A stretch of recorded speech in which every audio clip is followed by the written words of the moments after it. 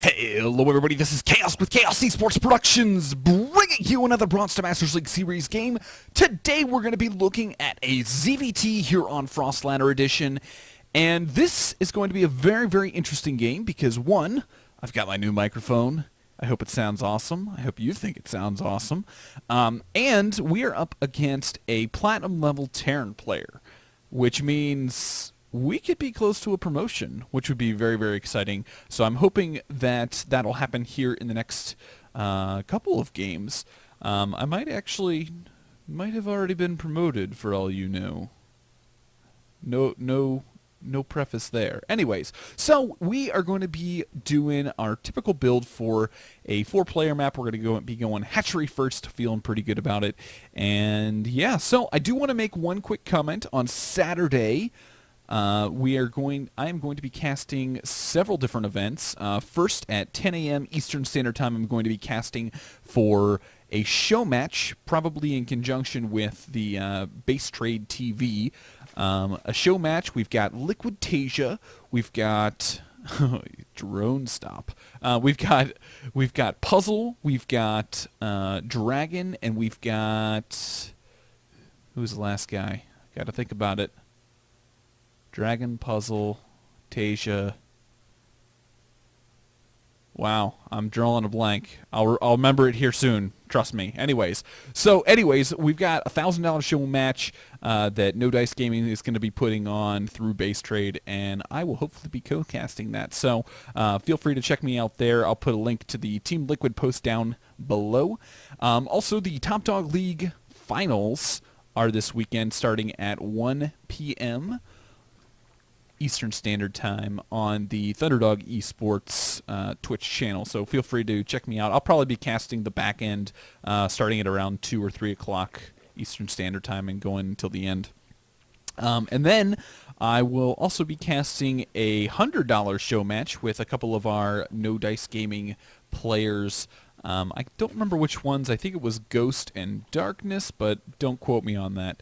So feel free to come check me out on that. That'll probably be on my Twitch channel or Base Trade once again. So feel free to check me out on that. All of the links for streams and stuff should be down in the description. So go check those out, follow those so you can see those when they go live. Anyways, so back into the game. We're going to be going for an early speed build. Now, we just sent out our drone scout, and basically what we're going to be seeing is a handful of Marines at the front.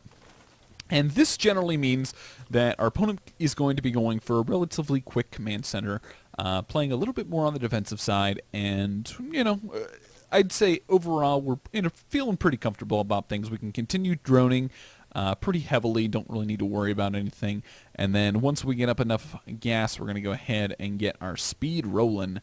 Wow, I did it like on the dot that time. Nice. Anyways, so we're going to go ahead and continue on getting up our drones, and basically the one thing that we are going to need to do is this Overlord really needs to get into the appropriate position. So we're going to be sending that over. I think I sent it over really late in this game, but this Overlord, after you've let it sit out here at the natural for a while and your natural's already up, I highly recommend sending this Overlord to kind of get in this area to scout this command center, because we really want to know what exactly is going on. So there it goes. So we're going to just continue on getting our injects, and we're actually going to go ahead and throw down a Bangling Nest, because we don't really know what we're up against, and if he does go for a Marine play, Banglings are going to be a nice little added bonus to our composition, just so we can take down those Marines ASAP. So yeah, gonna happily drone while we're getting speed is finishing up, and this is where things start to get a little bit on the iffy side, because once this Overlord actually gets into position, we'll come to the conclusion that, hey, wait a second, our opponent hasn't expanded yet, and we really haven't seen a whole lot out of him. I actually go ahead and send a handful of lings over here and to just kind of catch anything that is coming my way. The likelihood of these units, if you were to just simply A-move over here, they are not going to travel this back route because it is the longest path. So now that speed's done, I'm going to go ahead and check on his third, send the other ling up to scout his front. Our goal is to see the command center, but since we didn't see it, we're a little bit cautious. The Overlord's finally getting into position, and we're a little worried just because of the number of Hellions we saw out. Usually with 4 Hellions out on the field, our opponent should be taking map control and showing his presence and taking dominance. So we go ahead and plant down an evolution chamber and a handful of spine crawlers just because we don't want him to do an easy run by into the main. We want to make sure that our defenses are nice and strong here at the natural. And we're going to go ahead and get up a whole bunch of links because we're kind of in the dark. So we come in here with the Overlord and we see there's no command center. So usually what this means is, 1, he's either going for a 1-base timing push, or 2, he's really bad and going for just a really, really late command center.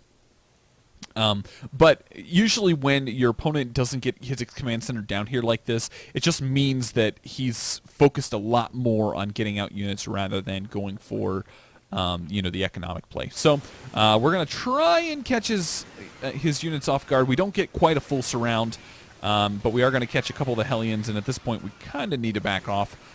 We lose a whole bunch of lings as we got 20 more lings on the way. Roach Warren is on the way because roaches do a very, very good job against Hellions. And we went ahead and got a whole bunch of spine crawlers up because, spine crawlers pretty awesome against Hellions. Because I do think they do bonus damage. Yeah, they do an extra 5 damage to armored. So, and I believe these are technically armored units. Anyway, so Bailey's going to come in here, get a very, very nice hit off.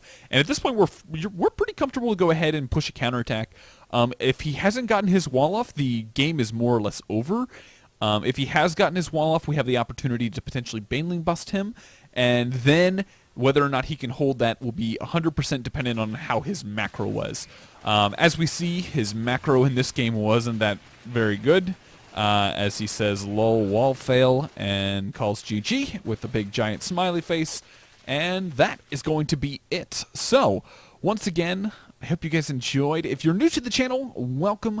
I hope you enjoyed the cast. Feel free, if you want to check out some of my other content, check out the channel. Also, hit subscribe and check out some of the other content that I will be coming out with. I usually produce content every Tuesday and Thursday. Today's is going to be a little bit on the late side just because homework has been absolutely crazy this week. And master's classes, they never rest. So I hope you guys did enjoy, and feel free to subscribe. Also, if you did enjoy, go ahead and hit that like button, and if you have any friends who are trying to learn Zerg, go ahead and share with your friends on Facebook and Twitter. So, I hope you guys enjoyed. Check me out on Saturday. The casting should be great. And yeah, that's all I've got. So I hope you guys enjoyed, and I will see you guys in the next game.